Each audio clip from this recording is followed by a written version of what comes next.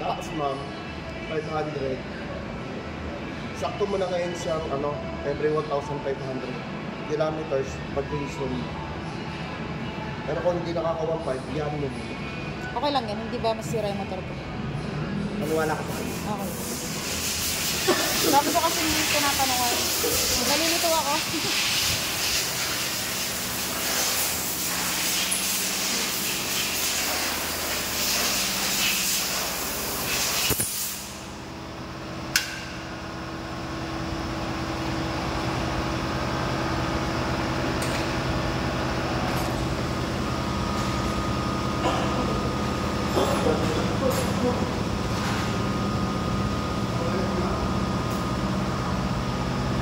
Kaya sa auto niya, 1,041.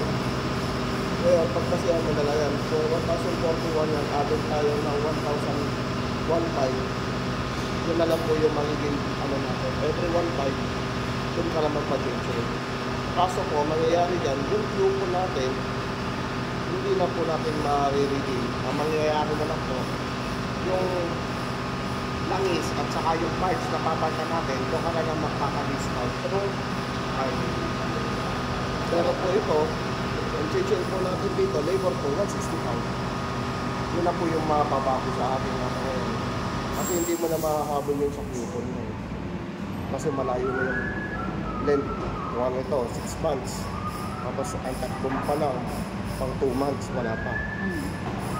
Yun na po. Pero papalitan po ito na langis ngayon. Ano po ma'am?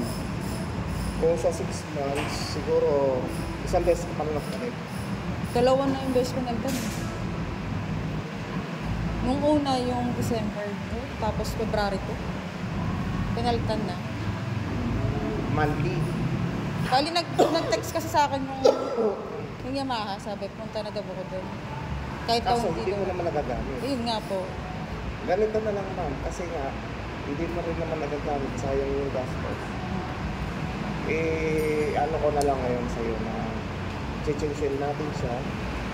Kasama ba yung oil filter nang huling yung magpa-change ka? Parang, yata, sabi ni sir, ando sa receive ata. Nandun na.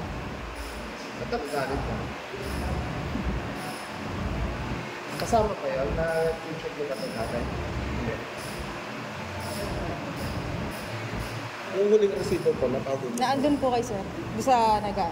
So, ganun po ma'am. Kung napaltan siya ng huli ng change oil ng oil filter, change oil na lang gagawin natin. Tapos po, sa sunod, plus 1.5 tayo.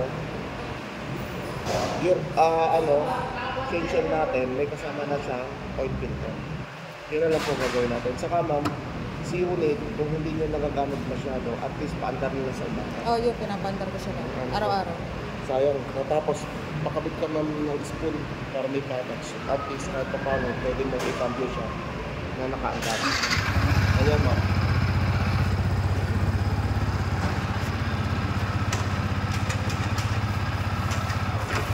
Ayan, ito mo siya nakaganyan, ma'am. Okay. Kasi sayang din eh. Para mahabol mo din yung auto. Napalo naman yung auto niyan pag nakaganyan yan. Ayan ma'am, nasa siya. 23 kilometers per hour.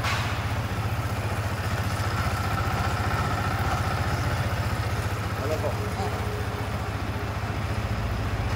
Pero kung tinatamad ka naman, gusto mo lang ikaandar, pwede naman. Pandarin mo na lang. Pwede nakaganyan lang. Naka-provide ka na lang yung naman, then spoon, may nabibili yung spoon naman na pagmamit. Huwag ba nakakabili na ganyan? May nabibili sa online. Para sa patak stand. Tapos eto, siguro, nasa battery lang sa labas. Yun na lang po, change na lang natin. Tapos po ma'am, every 1,500 additional dito sa kanal yung change. Para hindi sana. Picturean nyo na lang ma'am.